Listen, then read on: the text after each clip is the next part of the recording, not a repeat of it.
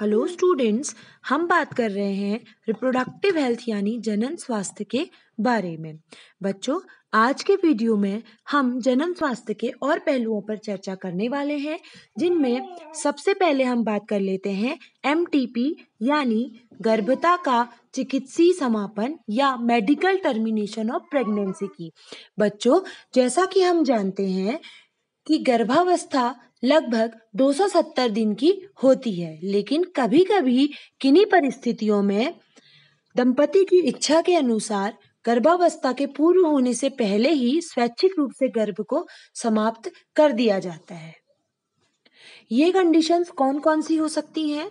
जैसे यौन अपराध के कारण गर्भ, असुरक्षित यौन संबंधों के उपरांत गर्भ निरोधकों के असफल होने पर प्रेगनेंसी से यदि माता या भ्रूण को खतरा हो तो उस कंडीशन में भी MTP कराई जाती है, या भ्रूण को कोई जन्मजात व्याधि, बीमारी या उसकी कोई अपूर्णता हो। बच्चों, सरकार ने 1971 में सगर्भता के समापन को कानूनी मंजूरी प्रदान की थी, किंतु कुछ लोगों के द्वारा इसका दुरुपयोग किया जाने लगा। कन्या भ्रूण हत्या के लिए स्पेशली इसका दुरुपयोग किया जाने लगा। इसी को रोकने के लिए सरकार ने भारत में प्रसव से पूर्व लिंग की जांच कराना अपराध घोषित कर दिया है, ताकि इस MTP का दुरुपयोग ना हो पाए। इसके अतिरिक्त सगर्भता की चिकित्सीय समापन के लिए प्रथम तिमाही ही सुरक्षित होती है, यानी पहले 3 मंथ ही सुरक्षित होते हैं।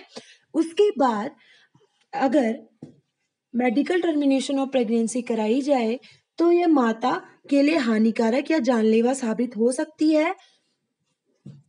इतनी सब चीजों के बाद भी बहुत सारे लोग इसका दुरुपयोग करते हैं और चोरी छुपे अकुशल अप्रशिक्षित लोगों से मेडिकल टर्मिनेशन ऑफ प्रेगनेंसी करवाते हैं, जिसके कारण कभी-कभी बहुत भयानक परिणाम देखने को मिलते हैं, जिसमें माता की मृत्यु तक हो सकती है या फिर दोबारा मां बनने के अवसर खत्म हो जाते हैं। इसलिए हमें चाहिए कि MTP हमेशा प्रशिक्षित तथा योग्य डॉक्टरों से ही करवानी चाहिए और इसका दुरुपयोग कभी नहीं करना चाहिए। केवल अति आवश्यक रूप से ही मेडिकल टर्मिनेशन ऑफ प्रेगनेंसी करवानी चाहिए। कुछ लोग ऐसे होते हैं जो एक व्यक्ति से दूसरे व्यक्ति में कॉपुलेशन के द्वारा, यौन संबंधों के द्वारा या सेक्सुअल इंटरकोर्स के द्वारा फैलते हैं। इन रोगों को लिंग संचरित रोग, venereal disease, silent infection, international disease आदि भी कहते हैं, क्योंकि ये एक दूसरे से सेक्सुअल इंटरकोर्स द्वारा फैलते हैं।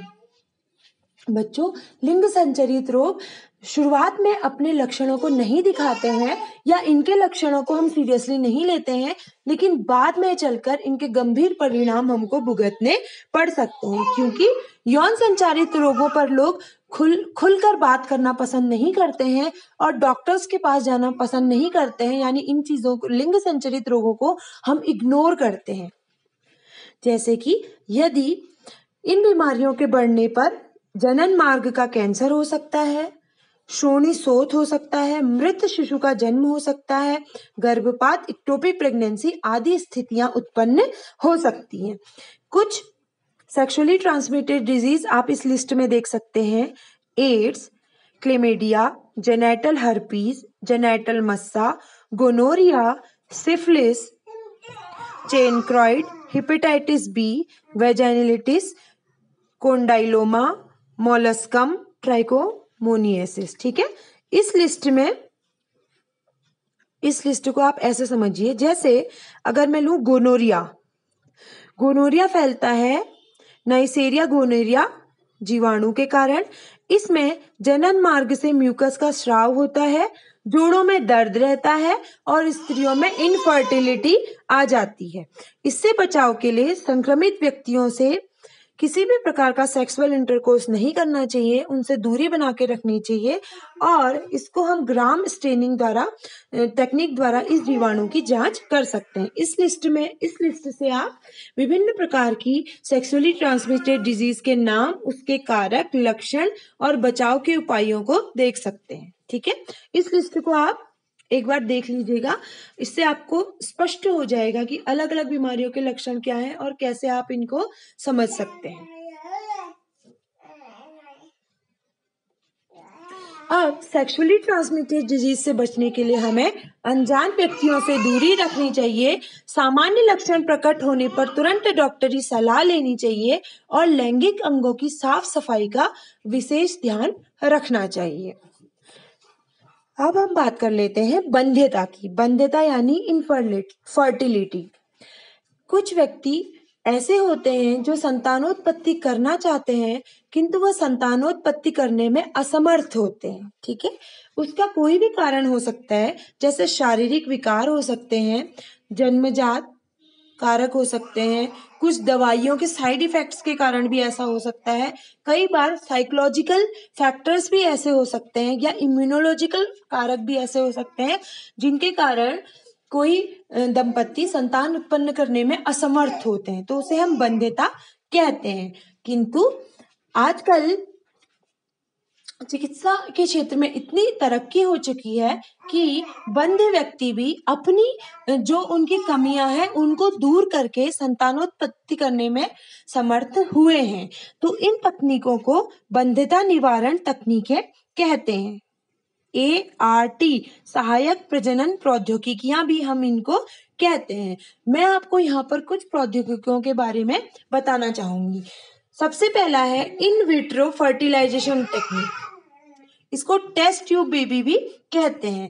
इन विट्रो फर्टिलाइजेशन, इसमें निषेचन की क्रिया शरीर के बाहर होती है, शरीर के बाहर प्रयोगशाला में किसी पात्र में या टेस्ट ट्यूब, इसीलिए इसको टेस्ट ट्यूब बेबीज भी कहते हैं। इसमें निषेचन शरीर के बाहर करा के जायगोट को माता के गर्भाशय में स्थापित किया जाता है। इसमें मुख्यतः 2 टेक्निक्स हैं, ZIFT जायगोट इंट्रोफैलोपियन ट्रांसफर। इसमें युग्मनज जो 8 ब्लास्टोमियर स्टेज का भ्रूण होता है उसको फैलोपियन ट्यूब में स्थापित इम्प्लांट किया जाता है। दूसरी टेक्निक है IUT इंट्रायूटेराइन ट्रांसफर। इसमें 8 ब्लास्टोमियर से अधिक के भ्रूण को सीधे ही गर्भाशय में स्थापित किया जाता है। अगली टेक्निक है इन विवो फर्टिलाइजेशन। जिन स्त्रियों में गर्भधारण की समस्या होती है उनमें युग्मक संलयन स्त्री के शरीर के अंदर होता है। ठीक है, इसमें ये टेक्निक इंपॉर्टेंट होती है इन विवो फर्टिलाइजेशन। इसमें आर्टिफिशियली इंड्यूस करके फीमेल की बॉडी के अंदर ही इंड्यूस किया जाता है ताकि दोनों में फर्टिलाइजेशन हो सके। अगली टेक्निक है GIFT गैमेटिक इंट्राफैलोपियन ट्रांसफर। यदि महिला में अंडाणु का निर्माण नहीं हो रहा है तब इस टेक्निक में किसी दूसरी स्त्री जिसे हम डोनर कहते हैं उससे अंडाणु को लिया जाता है और डोनर से अंडाणु लेके उस अंडाणु को फैलोपियन ट्यूब में ट्रांसफर किया जाता है, जहां पर फिर स्पर्म आके मिलता है और प्राकृतिक रूप से ही आगे को सारी प्रोसेस चलती है। अगली टेक्निक है ICST इंट्रासाइटोप्लाज्मिक स्पर्म इंजेक्शन। इसमें शुक्राणु को सीधे ही अंड में पहुंचाना होता है।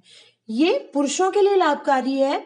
ऐसे पुरुष जिनके शुक्राणु प्राकृतिक रूप से स्त्री वीर्य सेचन करने के बाद स्त्री के शरीर में पहुंचने में असमर्थ होते हैं, उनके लिए टेक्निक उपयोगी है। इसमें शुक्राणु को सीधे ही अंड में पहुंचाया जाता है जिससे निषेचन के चांस बढ़ जाते हैं।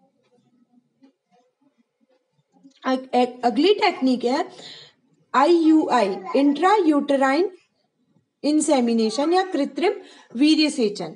इसमें पति या स्वस्थ दाता के वीर्य को कृत्रिम रूप से मादा की योनि में पहुंचाया जाता है ताकि वहां पर फिर आगे को प्राकृतिक रूप से प्रोसेस आगे कैरी ऑन हो सके। ठीक है, इन टेक्निक्स का ड्रॉबैक ये है कि ये टेक्निक्स बहुत जटिल और महंगी होती हैं और ये केवल चुनिंदा शहरों में ही उपलब्ध होती हैं, लेकिन फिर भी ये कुछ टेक्निक ऐसी हैं जिनके द्वारा बंध्यता को समाप्त करके संतानोत्पत्ति की जा सकती है।